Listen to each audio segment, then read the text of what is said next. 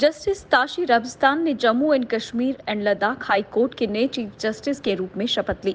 जम्मू कश्मीर के उपराज्यपाल मनोज सिन्हा ने आज कन्वेंशन सेंटर जम्मू में आयोजित एक समारोह में जस्टिस ताशी राबस्तान को पद की शपथ दिलाई।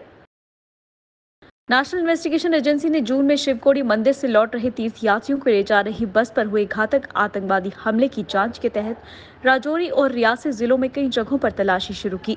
अधिकारियों ने कहा कि एनआईए जम्मू कश्मीर में 7 स्थानों पर तलाशी ले रही है।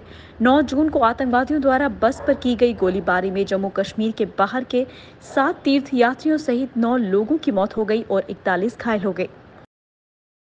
भाजपा अध्यक्ष जेपी नड्डा ने कहा कि जम्मू कश्मीर असेंबली इलेक्शन शांतिपूर्ण और बिना किसी हिंसा के हो रहे हैं। उन्होंने कहा कि केंद्र शासित प्रदेश के लोगों ने गोलियों को खारिज कर दिया है और शांति और विकास पर ध्यान केंद्रित करते हुए मतपत्रों को चुना है। जम्मू में एक संवाददाता सम्मेलन को संबोधित करते हुए नड्डा ने बताया कि कश्मीर के युवा राष्ट्रीय मुख्य धारा में शामिल हो गए हैं और उन्होंने आतंकवाद और हिंसा को खारिज कर दिया है।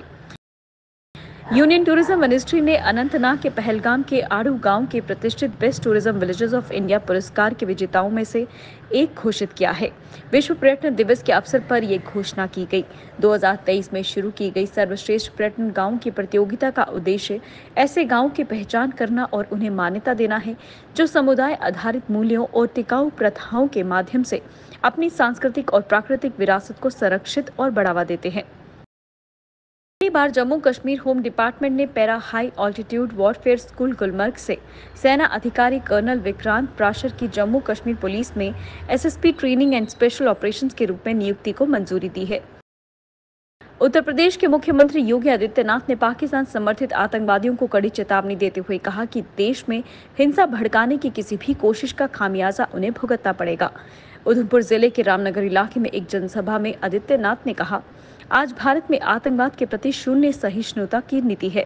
अगर कोई पाकिस्तान के समर्थन से जम्मू कश्मीर में आतंकवाद के बीज फैलाने की कोशिश करता है तो उसके पास ना तो ढकने के लिए कफन होगा और ना ही दफनाने के लिए 2 गज जमीन।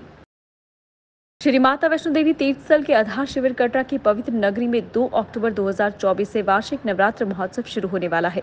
जम्मू के डिविजनल कमिश्नर रमेश कुमार ने महोत्सव की तैयारियों की समीक्षा की। नवरात्र महोत्सव के लिए प्रस्तावित विभिन्न कार्यक्रमों और गतिविधियों की व्यापक योजना और तैयारियों से संबंधित प्रत्येक पहलू पर गहन चर्चा की गई। जम्मू के डिप्टी कमिश्नर सचिन कुमार वैश्य ने 30 सितंबर 2024 को जिले भर के शैक्षणिक संस्थानों में अवकाश के लिए पहले जारी किए गए आदेश को रद्द कर दिया है। नेशनल कॉन्फ्रेंस के उपाध्यक्ष उमर अब्दुल्ला ने कहा कि शांतिपूर्ण जम्मू क्षेत्र में हुए घातक आतंकी हमले भाजपा की कथित विफलता को दर्शाते हैं, जिसे जम्मू कश्मीर की जनता से माफी मांगनी चाहिए। उन्होंने कहा कि केंद्र शासित प्रदेश में आतंकवाद के लिए एनसी, कांग्रेस और पीडीपी को दोषी ठहराकर भाजपा ने पाकिस्तान को क्लीन चिट दे दी है।